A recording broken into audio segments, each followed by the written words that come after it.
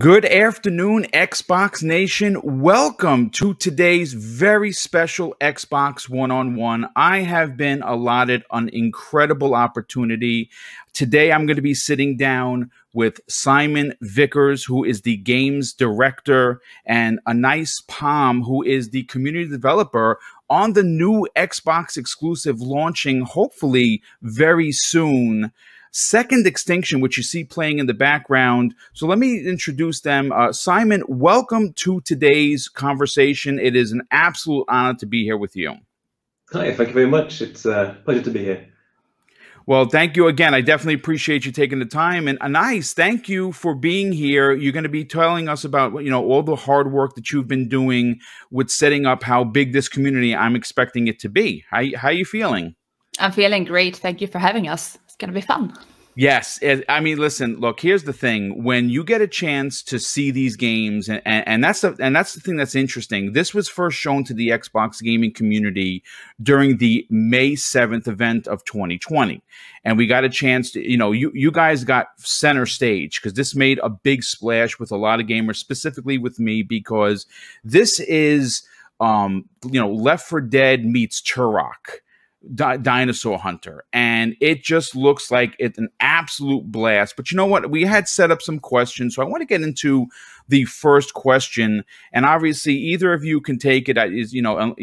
Jump in when you feel it's necessary. Who is Systemic Reaction? How big is your current team, and how long have you folks been working together? Okay, I can fill that. So Systemic Reaction is a division of Avalanche Studios. We are kind of like the self-publishing wing of Avalanche. So you've got Avalanche partners who work with the Just Cause series and other publishers to make these big AAA action games that you can know from Avalanche. And then Systemic Reaction was kind of set up to do these kind of smaller, longer form titles. With smaller teams, just a much more kind of interesting and ownership over these titles. So the Malmo studio, where I'm currently seated here, was set up 2.5 years ago, I think. It's hard to keep track of time at the moment. And I was here from the start, so I joined, and the studio was set up specifically to make this title. And its peak, we're about 30 or 35 people. Wow. At any time, with some people coming in to help out over in the Stockholm studio here and there, as and when we need it. But yeah, it's very much a small team, very intimate kind of thing going on. I mean, the size of the team, we've seen other games get made by one person, right? We've seen, like, for instance, Tunic is a big indie title that a lot of people are looking forward to. That's being made by one man. We've seen The Ascent, Neon Giant, 14 people are on that team. So 35 on your team with, of course, you have contracted work outside. What you've done so far in the preview, what we've seen, is unbelievably impressive. And I think that where this is going to shine is what Microsoft and Xbox is known for, and that's multiplayer, and that's community. So Anais, I kind of want to bring you in on the conversation. When you talk about community and you talk about multiplayer, for Xbox, it kind of goes hand in hand. It's what the brand has been known for.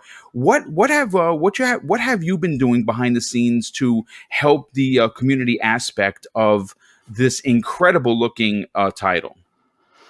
Well, I mean, we've been out since October on PC. So yes. I got a little head start before we launch on Xbox now.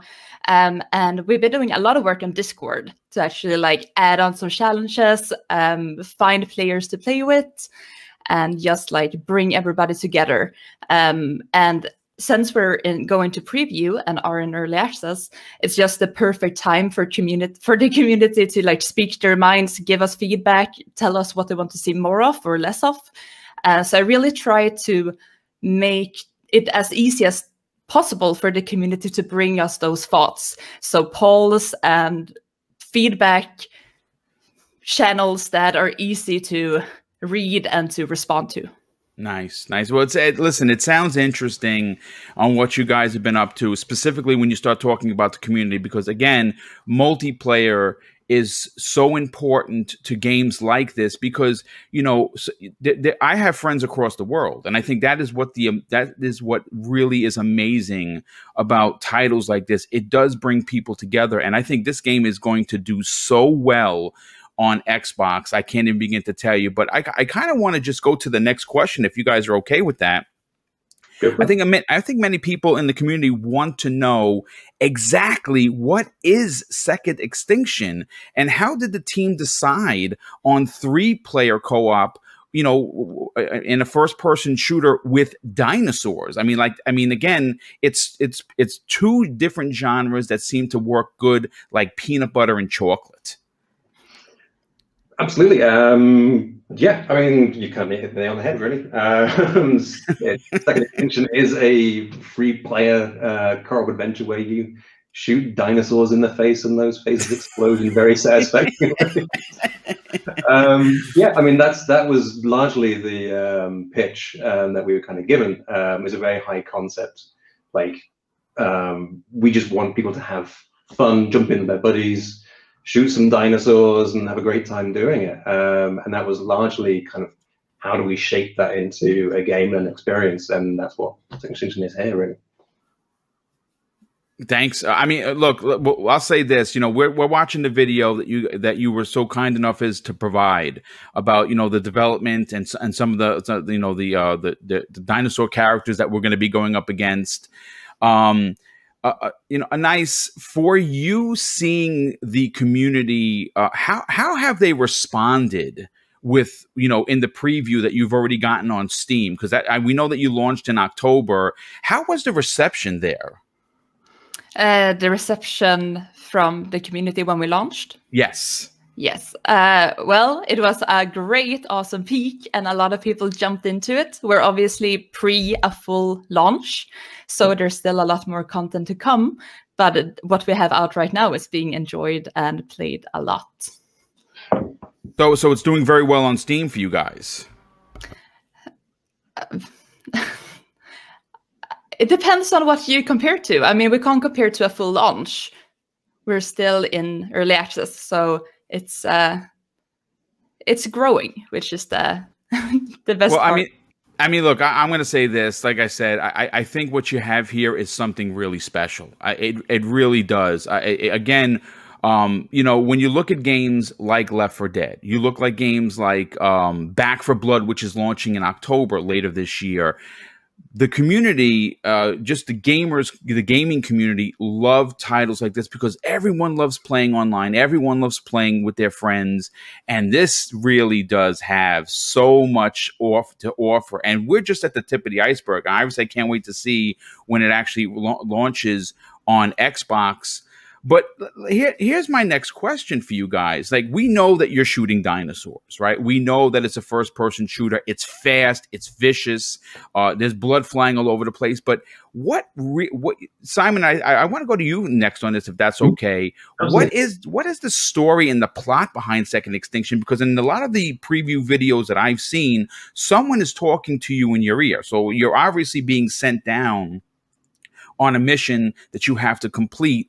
What is the underlying story and during the incredible run and gun experience that it looks like it's happening on the screen? Absolutely. So the main gist of the game is that dinosaurs have returned from at some point before in the very near future. Dinosaurs that lay dormant for millions and millions of years have suddenly kind of burst through from the planet's core, and they've just kind of, as it would, has taken humanity by surprise. Humanity have kind of fled to the stars, where they're kind of now living aboard these kind of floating arcs. It's not a perfect life, but it's the only way that people kind of respond and survive to this kind of a surprise attack by evil mutant dinosaurs. And now, after kind of like regathering their strength, kind of assessing the situation, they're now going back to planet Earth, starting to reclaim it, and to bring about a second extinction of the dinosaurs.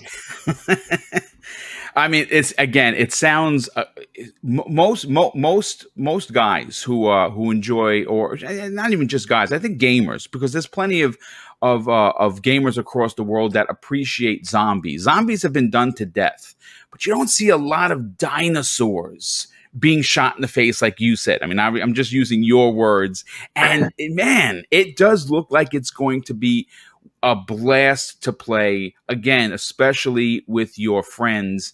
And you know something, Anais, when you talk about your friends, is this the kind of game that's going to bring people together? That's going to have people sitting in front of their consoles playing for hours on end? Is that something that you hope happens? For sure, yeah. I mean, you need the other two players to like cooperate and to play with you to really like pull through in these missions. And especially on the higher difficulty settings, which is something that I enjoy playing, and I need some help there. So I think that a lot of people will have the same feeling I do there. Yeah. Now, here's a question. I'm not sure if either you or Simon want to respond to this. Obviously it's 3-player co-op, but sometimes, if you're up late at night and there's no one on, and hopefully I don't think that's going to be the case. I don't ever think there's going to be a problem finding a game with a random. But do you have the ability to play this game with bots as like single player? Let's just say. You can play a single player. There's nothing kind of physically stopping you. It's a challenge, that's for sure. We don't have bots, and we haven't got any particular plans to bring bots in. They bring in their own challenges. But we do have challenges and game modes which are kind of more achievable and targeted towards solo play. So there are things that you can do. You can build up your experience in the game. You can figure out the weaknesses and strengths. You can customize your kit and all this kind of stuff. And then when you're ready, you can take on the missions that would ordinarily require a full team of 3. Okay. Really kind of pull through. And we're finding that a lot with the community. And Anais can kind of attest to this, where people are setting their own kind of solo runs. It's a big kind of bragging right to be able to say, I soloed this mission on Insane by myself using this character. And it's a really nice kind of driver. Okay, well that's interesting, and I think that if you can beat a T-Rex and all of these raptors by yourself, then you probably should be bragging, because it looks like very difficult if you're going to play by yourself. But I do have another question that I probably I didn't send it to you guys, and I told you I wasn't going to broadside you with anything. But like when you're looking at the weapons, is there an ability that you said experience, and that's this question literally just jumped into my mind. Is there any type of like RPG element to this, where you're going to be leveling up your character, where you get better weapons, or you can, set certain loadouts? Yep, absolutely. So we made a very conscious effort at the start of the game to try and we're not making a kind of looter shooter grinding kind of game. We wanted you to be able to kind of jump in straight away, feel powerful, and the way you kind of grow when you do level up and things like that is it's expanding your arsenal. So you're getting more tools to be able to achieve things, which can kind of diversify and tailor more to your kind of play style and things like that. So you won't be seeing things like you'll get a more powerful version of this gun and you just keep doing it, and the enemies kind of keep scaling up to match. Because as I say, we wanted you to jump straight in and get that core experience as soon as possible. But instead that, as you do get more things, you are able to upgrade and customize your weapons. Our weapons upgrade system is again following that same kind of pattern of not continually increasing in power. You do have to make some choices along the way when you do upgrade those things. Which perk am I activating? Which upgrade suits this particular mission, and that kind of thing. Nice. You're constantly experimenting and changing, not just kind of going for that min-max approach. Okay, that's interesting. I didn't know that. I'm actually kind of glad I thought about that after you said experience. So that definitely sounds interesting for sure. Let me get over to the next question, if you guys don't mind. When you look at this game, like I immediately, as a diehard gamer, and I've been playing games, I may not look it. I'm going to be 51 in September. So I've been gaming since 1978, since my dad walked in with an Atari 2600.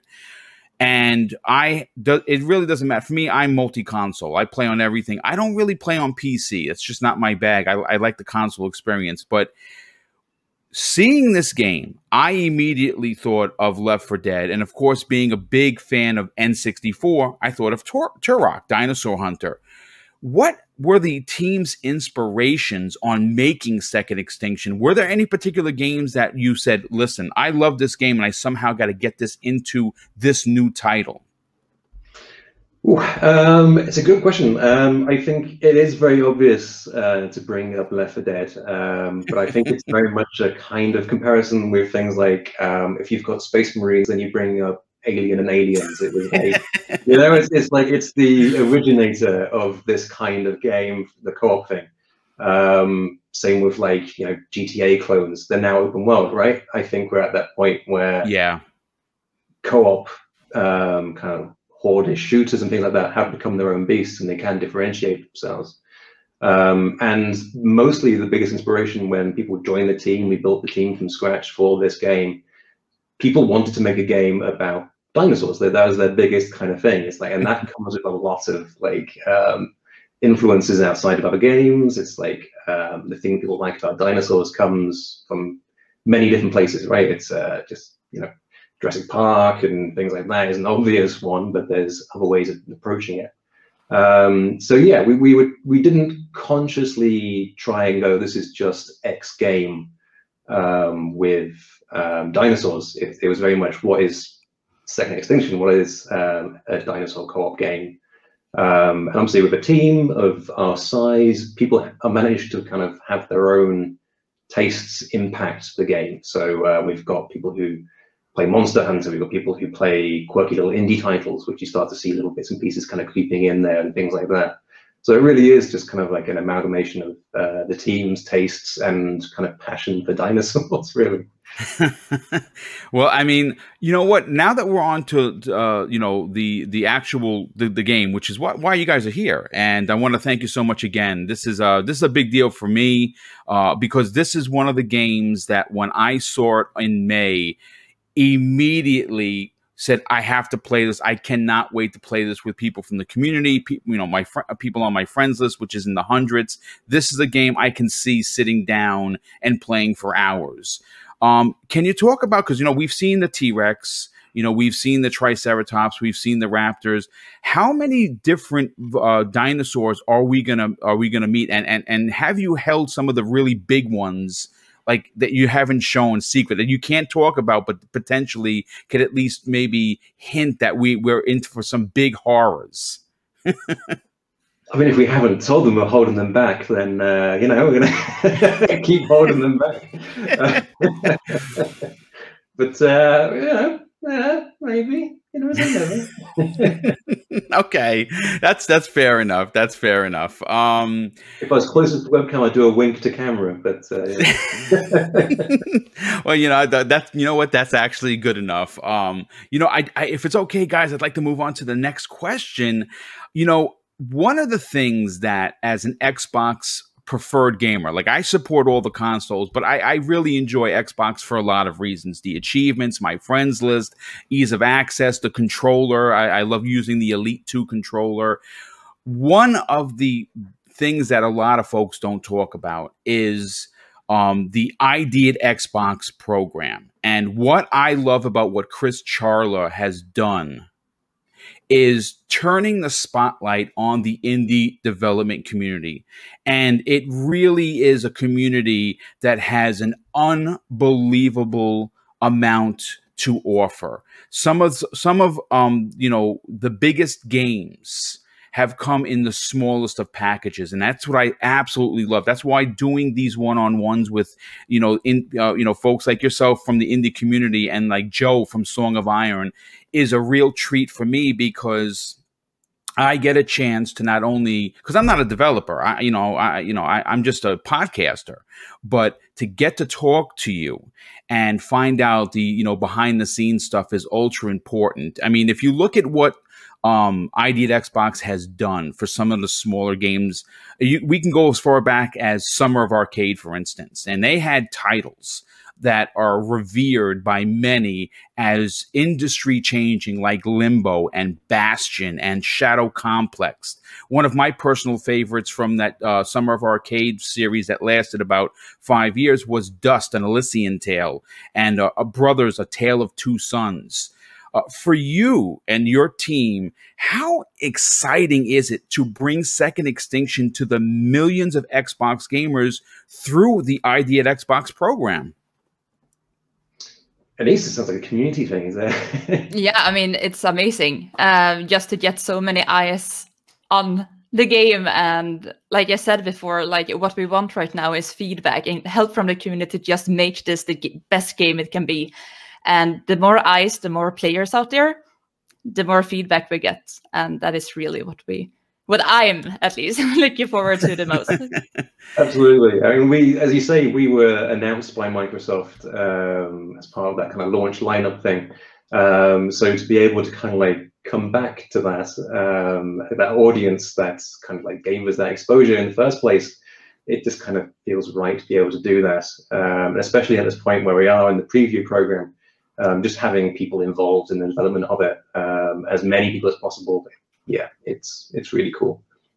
Now, when you guys had, Microsoft approached you and said, "Hey, listen, we're doing this big May 7th event. We want your game to be there." I mean, again, I'm nervous just doing the interview with you guys because I don't get a chance to do this. So this is something new for me. So I'm of course very excited. And but were you guys nervous to see it up on screen? When during the May event? Yes, I've been making games for 15 years, and every single time you reveal something, you launch something, it is the most nerve-wracking day of your life. So yeah, you're just waiting for those comments. You're sat there on the Discord channel, and Anais is weathering the storm, waiting there for people to come back. But it's exciting. There's nothing else quite like it. Well, I would imagine that the feedback had to have been fantastic. I mean, this just looks so much fun. And I think at the end of the day, when you talk about gaming, right, that is really at its core. Is the game fun? Is the game something you want to sit in front of your TV and play for 4 hours? I can say absolutely. I cannot wait to play this for 4 hours, 5, 6 hours straight with my friends and people from the community. But thank you so much for that. I'm very interested to hear about, that particular experience. But here's another question regarding the development, and I think that Simon, you will be able to answer this best. I think. How has been developing Second Extinction on the Xbox Series X, S, and of course last generation's Xbox One? How has that been for the team? I mean, honestly, from a creative side of the director, I cannot speak for like the tech team, the hardworking programmers that we've got kind of converting across and porting it to consoles. But from a creative side, like the fact that I can't think of any blockages, like wow, like we haven't had to make much in the way of kind of concessions for a console title before. From a creative side, at least, it's incredibly freeing. Like you can come down to all the tech side, you can come down to like the little kind of extra features, which are of course cool, but from a purely creative side, just to be able to say like, you know what, we're not hampered by the hardware is incredibly liberating. Oh, that's fantastic to hear. Now, another part of this question is, what is the game going to run at? Like regarding the FPS, is it going to be 60? Is it going to be 30? Is it going to be 4K 60? Can you confirm how it's going to run on the consoles? Hopefully buttery smooth. It's actually it's slipped my mind actually the details on what we're kind of sporting it with. It's yeah, I can jump in there. It's 4K 60. Nice. Okay. 4K 60. Okay, so 4K 60, you really can't ask for anything better. I mean, again, this is some of the content you were kind enough to provide for the interview, and it looks so good. It just looks, even the character models, how fast it is. I mean, just the detail on the blood on your weapon. It's just extremely impressive, and I honestly cannot wait to get this in our hands. But you know what? what I'd like to know, if it's possible, before talking about DLC or future plans for Second Extinction, you have to first launch the game. Now, we know that it's coming into preview. Can you possibly share the release date? Is that something that you guys can talk about, or are you still talking about that it's going to come spring 2021?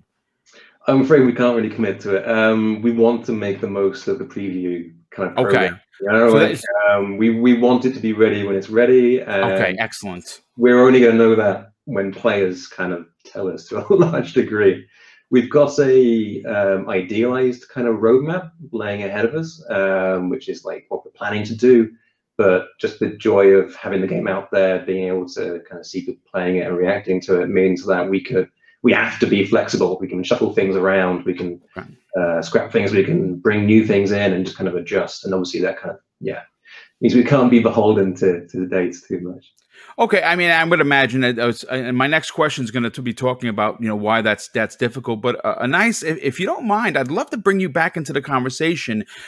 Being someone that you're working with the community feedback is ultra important. Yeah. Is that what you're hoping that you're going to get? And how would someone who plays this game in preview get a message to you, say, hey, listen, I ran into this bug, or I saw this and I loved this particular aspect about it? You're going to be looking for community feedback through the preview program. How could someone drop a comment or two? We've been using Discord for the most part up until now. Okay. But we also read everything that goes out on other channels. So if you want to write it to us on Twitter, on Reddit, wherever, I will pick it up and bring it to the team. Yeah. Okay, so that's excellent. That's excellent. I definitely appreciate that. Here's the next question. Since okay, so here's the next question. And I kind of talked about this earlier about the May 2020 event. And obviously you talked about how it launched on PC to very good success in October. How has been the response so far? Can you talk about that, Anais? I know we might have mentioned it before, but have you been getting more good feedback than bad? I mean, our Steam score is great. I think you were at 75, if I remember correctly. So wow. We're proud of that. And yeah, we keep getting all kinds of feedback, and people are very enthusiastic about the game. We do all this, like I talked before about these extra challenges, like the weekly challenge, and the solo players who just go above and beyond with becoming the best solo player. They're so enthusiastic about the game, and they have these crazy ideas that they love to share that are not really doable, but it's a lot of fun to read. So yeah, I mean, I love my job, and at the position we're in right now with all these eyes on us, it's just a great place to be. Okay, well, I mean, that's perfect. And like I said, I couldn't be happier to hear that. One of the things you love hearing, look, it's the internet. Unfortunately, yeah. The internet is not always so kind. I am going to say that I have been extremely blessed, and I think it's, what I put out there, I definitely get in return from this community. So when people get a chance to see this interview, you guys are going to be getting unbelievable, fantastic feedback, because that is usually who does the following for me. But I'm happy to know that so many people are excited. And like I said, I cannot wait for Xbox gamers to get their hands on this. But here is my next question, Simon, and this is for you. How long has Second Extinction actually been in active development, and what is the current mood of the team that now that it's nearly complete, or slated for at least a 2021 release? Oh, that's a good question. So, as I say, the studio Malmo was set up to make this game. So some kind of ideation, pitching concept has already been done. They knew they wanted to make a game about dinosaurs. They knew they wanted to make a whole studio about it. So my role on the project, I was there when the studio started up, which was 2.5 years ago or so. So in earnest, that's kind of like the bulk of the development time. But the kind of the seed of the idea has been kind of like floating around Avalanche for some time. But yeah. Okay, and the mood of the team. I mean, obviously, you know, when you have a game close to launch, there's butterflies because everyone is nervous about, like you said earlier, you were nervous wreck in May, and for good reason, because you're showing this to the world for the first time, and you know, first impressions, especially in gaming, are priceless. How's the team feeling that this game is close to being launched? Super jazzed. I mean, as far as I can tell, and I've been kind of told, we knew we had something fun like really early on.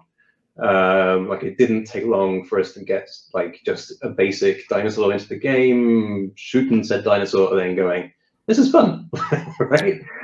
We managed to kind of nail that the core kind of gameplay loop kind of pretty early on. And then it was a case of like, right, how can we kind of do this justice? How can we spin out and make a full experience out of this and not kind of squander that? So there's always that kind of tension leading up to launch where it's like, are we doing enough? Have we got them these right? We made the right choices? Have we cut the wrong content? And all this kind of stuff. But that kind of anxiety comes from a passion and a belief in it the whole time, which is just great. It's a really good energy to kind of run with. So yeah, that's been really good, especially with coming into early access as well. And as Anais said, the response has been really positive too. And I think there's a lot of time and development where you do spend far too much time just like looking at the game in a really kind of narrow lens. So it's like, you know, you fixate on these little tiny little things that you see as big game-breaking problems, and then the game gets out there and people are embracing it and kind of just saying these things are great.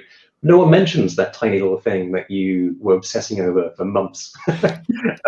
So yeah, it's a roller coaster basically. Like you have these times of self-doubt and all this kind of stuff, and then when it's out there, you get this release, and then it always pay off when people just, as I say, embracing the game and running with it. It's great.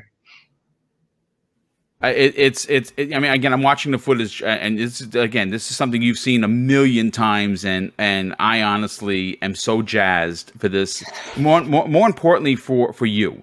Now we're coming in towards the end of the interview. I do have one last question that I think is a lot of people take for granted video game development. Last year, the world, not just particular a country or a region, was hit with a pandemic. This is something that I never thought I would ever see in my life. It's probably the most terrifying situation I think that I've ever seen. And I'm a retired New York City police officer who was down at ground zero for over 40 days. And I saw the horror then, but I could never have imagined that in my lifetime, we would see a pandemic grip this world the way it has. And one of the things that we've seen that has become very prominent in 2021 is the word delay. And for good reason. Development is hard. I'm sure that that one of your team members has more in their toenail than I have in my whole body when it talks about talent, because I don't know how to make games. My question to you, and Anais, please feel free to jump in. How difficult has it been to continue development with Second Extinction, with the challenges working from home, and how prepared has the team become, you know, to meet these difficulties while working remotely, rather than a traditionally way of game design?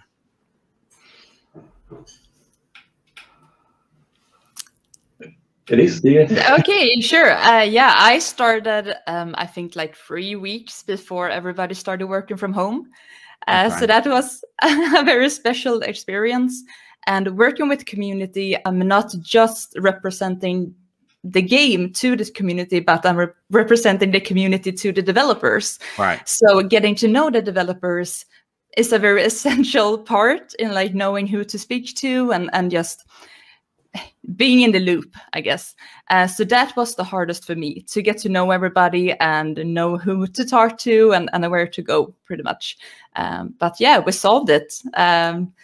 Keeping it online, a lot of Google Hangouts and Slack chats has made me get to know the team pretty well.